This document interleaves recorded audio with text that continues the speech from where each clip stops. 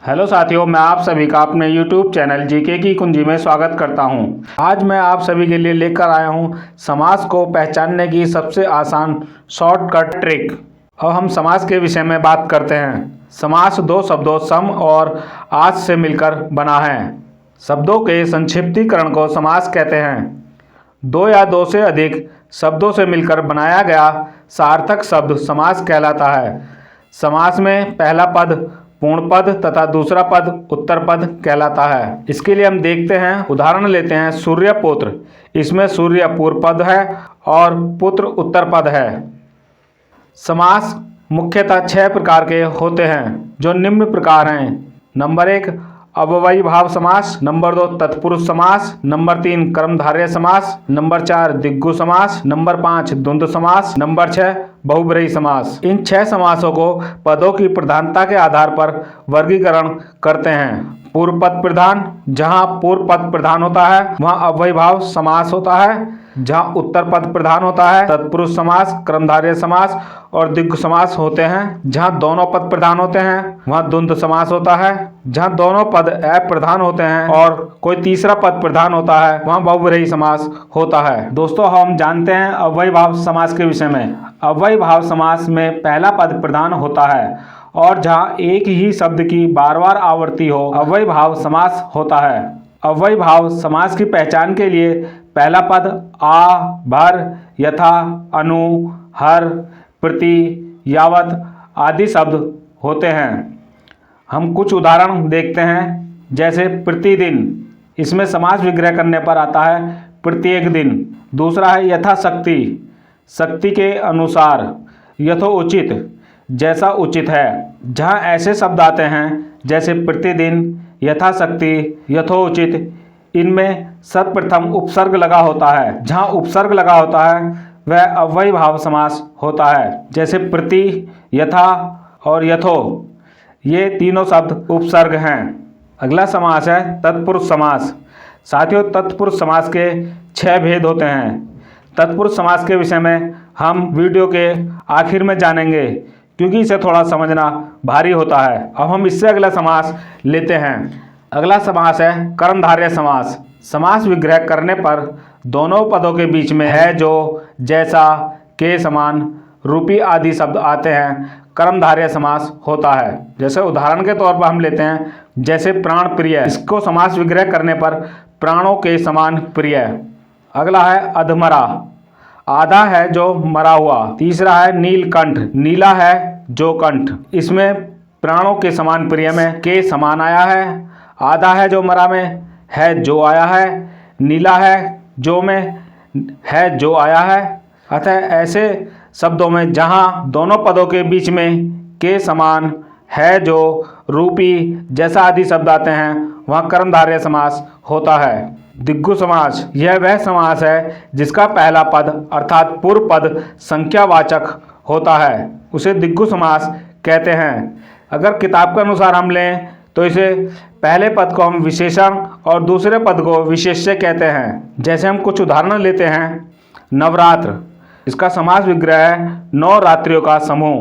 तिरंगा, 3 रंगों का समूह। सप्ताह, 7 दिनों का समूह। दोपहर, 2 पहरों का समूह। त्रिवेणी, 3 वेणियों का समूह। पंचतंत्र, 5 तंत्रों का समूह। इन उदाहरणों में 9, 3, 7, 2, 3 और 5 आदि शब्द संख्या सूचक शब्द हैं। जहाँ संख्या सूचक शब्द प्रथम पद में आ जाते हैं वह दिग्गु समास कहलाता है।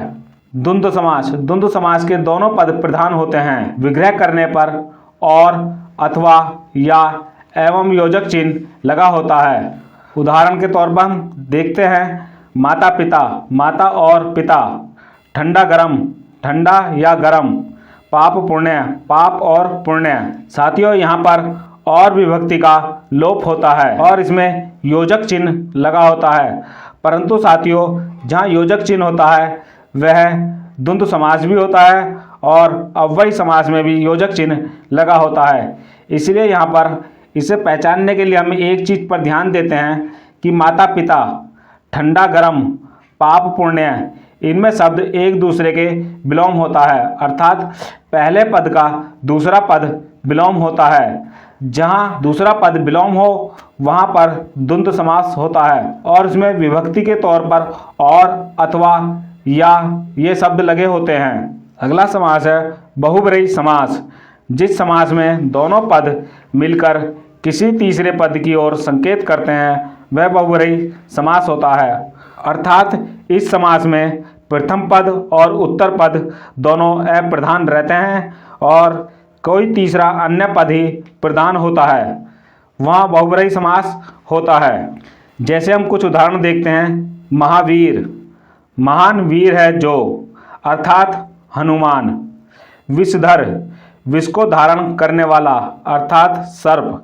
लंबोदर, लंबा उदर है जिसका, अर्थात गणेश। यहाँ पर पहला पद महा, दूसरा पद वीर, जब बनता है महावीर, लेकिन ये महावीर दोनों पद ही अप्रधान है। उनसे एक अन्य पद बनता है जिसका नाम है हनुमान, अर्थात हनुमान तीसरा पद है। इसी प्रकार विषधर में विष और धर दोनों अप्रधान हैं। इसमें दोनों पदों के मिलने के बाद तीसरा पद जो मिल रहा है वह है सर्प, अर्थात विष और धर, विष को धारण करने वाला, अर्थात सर्प ही प्रमुख पद है। लंबोदर, इसमें लंबोदर से मतलब है जिसका लंबा है उदर, अर्थात पेट। यह दोनों को मिलकर जो शब्द आता है वो आता है गणेश, अर्थात लंबा उदर, लंबे पेट वाला, अर्थात गणेश शब्द तीसरा पद है। साथियों, अभी थोड़ी देर पहले हमने तत्पुरुष समास को छोड़ दिया था। अब हम तत्पुरुष समास के विषय में बात करते हैं। तत्पुरुष समास जिस समास में पूर्व पद गौण तथा उत्तर पद प्रधान हो तत्पुरुष समास कहलाता है। तत्पुरुष समास के 6 भेद होते हैं जो निम्नवत हैं। नंबर 1 कर्म तत्पुरुष समास, नंबर 2 कर्ण तत्पुरुष समास, नंबर 3 संप्रदान तत्पुरुष समास, नंबर 4 अपादान तत्पुरुष समास, नंबर 5 संबंध तत्पुरुष समास, नंबर 6 अधिकरण तत्पुरुष समास। हम बात करते हैं कर्म तत्पुरुष समास की। हम कुछ उदाहरण लेते हैं, जैसे माखन चोर, कट फोड़वा। अब हम इनका विग्रह करते हैं तो माखन को चुराने वाला, कट फोड़वा, काट को फोड़ने वाला। इसमें हम ये देखते हैं कि को शब्द का लोप है। जहाँ को शब्द का लोप होना मिलता है या को शब्द की विभक्ति आती है, अर्थात जिन समास में को शब्द आता है वह कर्म तत्पुरुष समास होता है। अगला है कर्ण तत्पुरुष समास। कर्ण तत्पुरुष समास में से का लोप होता है, अर्थात कर्ण तत्पुरुष समास में से शब्द विभक्ति का लोप होता है। जैसे हम कुछ उदाहरण ले रहे हैं। नंबर 1 कर्मवीर, कर्म से वीर। अगला उदाहरण है गुण युक्त, गुण से युक्त। अगला उदाहरण है रोगग्रस्त, रोग से ग्रस्त। अब हम पहले उदाहरण को देखते हैं कर्मवीर। इसमें कर्म से वीर, से शब्द लुप्त हो रहा है, यानी कि से की विभक्ति लुप्त है। उसी प्रकार गुण युक्त, गुण से युक्त, इसमें भी से शब्द की विभक्ति लुप्त है। उसी प्रकार रोगग्रस्त, रोग से ग्रस्त, यहाँ भी से शब्द की विभक्ति विलुप्त है। जहाँ से शब्द की विभक्ति आती है वहाँ पर कर्णधार्य तत्पुरुष समास होता है। साथियों, ऐसी एक शब्द होता है, जैसे अभी हमने यहाँ पर बोला है रोगग्रस्त, रोग से ग्रस्त। अगर हम दूसरा शब्द ले लें रोग मुक्त, इसका होगा रोग से मुक्त। अब इन दोनों में थोड़ा सा अंतर है, ये अंतर हम आने वाले समासों में बताएंगे, क्योंकि रोगग्रस्त और रोग मुक्त दोनों ही शब्दों में से विभक्ति है, परंतु यहाँ समान अर्थ एक नहीं होगा। रोगग्रस्त में व्यक्ति रोग से पीड़ित है, इसीलिए यहाँ कर्ण तत्पुरुष समास होगा, और रोग मुक्त में व्यक्ति का रोग जा चुका है, अतः यहाँ पर अपादान तत्पुरुष समास होगा। अपादान के लिए हम अभी आगे बात करेंगे। अगला समास है संप्रदान तत्पुरुष समास। संप्रदान तत्पुरुष समास में कारक चिन्ह के लिए आता है, वहाँ संप्रदान तत्पुरुष समास होता है। हम कुछ उदाहरण देखते हैं, जैसे देशभक्ति, देश के लिए भक्ति। दूसरा उदाहरण है सत्याग्रह, सत्य के लिए आग्रह। तीसरा उदाहरण हम लेते हैं युद्ध भूमि, युद्ध के लिए भूमि। यहाँ पर देशभक्ति में देश के लिए, सत्याग्रह में सत्य के लिए, युद्ध भूमि में युद्ध के लिए, यहाँ के लिए विभक्ति आती है, अर्थात के लिए कारक है, वहाँ संप्रदान तत्पुरुष समास होगा। अगला समास है अपादान तत्पुरुष समास। इस समास में कारक चिन्ह का लोप होता है। अपादान समास में अलगाव होता है, अर्थात वस्तु चीज किसी से अलग होती है, उसी जगह अपादान समास होता है। जैसे हम कुछ उदाहरण लेते हैं, अन्नहीन, अन्न से हीन, कर्महीन, कर्म से हीन, जन्माद, जन्म से अंधा। देखो साथियों, यहाँ पर भी से शब्द आया है, परंतु यहाँ पर से शब्द आने का मतलब ये नहीं है कि यहाँ पर कर्ण तत्पुरुष समास होगा, क्योंकि कर्णपुरुष समास में भी से शब्द ही आ रहा है। अब उसमें और इसमें एक ही अंतर है साथियों। अब मैं आपको ये समझा दूं कि यहाँ पर किसी चीज़ का अलग होना ही अपादान समास होता है। जैसे अन्नहीन, अन्न से हीन होना अर्थात अन्न विहीन होना, अतः यहाँ पर अपादान समास होगा। कर्महीन, कर्म से हीन होना, यहाँ भी अपादान समास होगा। जन्मांध अर्थात जन्म से अंधा होना, अर्थात कोई व्यक्ति जन्म से अंधा है, अर्थात जन्म से उसके आंखें नहीं हैं, अतः यहाँ पर भी आंखों का नहीं होना दर्शाता है कि यहाँ पर अपादान तत्पुरुष समास है। अभी जैसे हमने पीछे शब्द लिया था रोग मुक्त, अर्थात कोई व्यक्ति रोग से मुक्त हो गया है, अर्थात उसका रोग ठीक हो गया है, रोग उससे दूर चला गया है और रोग का उससे अलगाव हो गया है, तो यहाँ पर भी अपादान समास होगा। अगला है संबंध तत्पुरुष समास। इसकी विभक्ति का, की होती हैं जब संबंध कारक चिन्ह का लोप होता है। जैसे सेनापति, सेना का पति। अगला उदाहरण दिनचर्या, दिन की चर्या। कार्यकर्ता, कार्य का कर्ता। यहाँ पर का, की कारक चिन्ह की विभक्ति है जो लोप रहती है, अर्थात जहाँ पर का, की शब्द आते हैं वहाँ संबंध तत्पुरुष समास होता है। छठा है अधिकरण तत्पुरुष समास।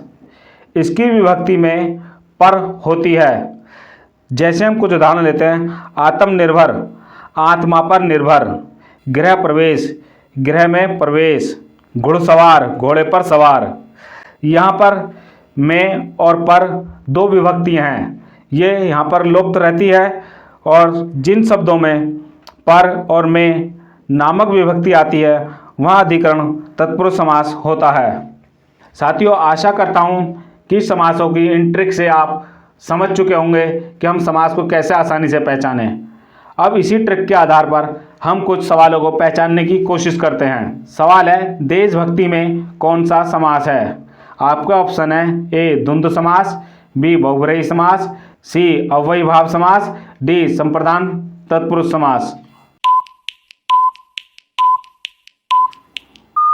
दोस्तों, यहाँ पर डी आपका बिल्कुल सही है, संप्रदान तत्पुरुष समास। क्योंकि हम जब देशभक्ति शब्द को तोड़कर देखते हैं, विग्रह करके देखते हैं, तो देश के लिए भक्ति के लिए जहाँ आता है, अभी थोड़ी देर पहले हमने बताया, जहाँ के लिए आता है वहाँ संप्रदान तत्पुरुष समास होता है। अगला सवाल है, शोकाकुल शब्द में कौन सा समास है? आपका ऑप्शन है कर्मधारय, बी तत्पुरुष, सी द्वंद्व, डी द्विगु। साथियों, आपका सही जवाब है बी तत्पुरुष समास। शोक से व्याकुल, शोकाकुल का समास विग्रह शोक से व्याकुल।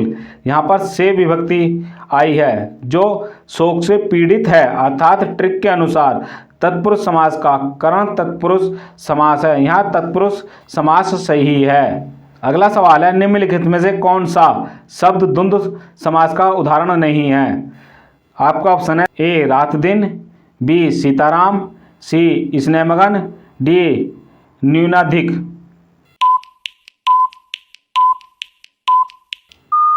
साथियों, यहाँ पर आपका सही जवाब है सी स्नेहमगन।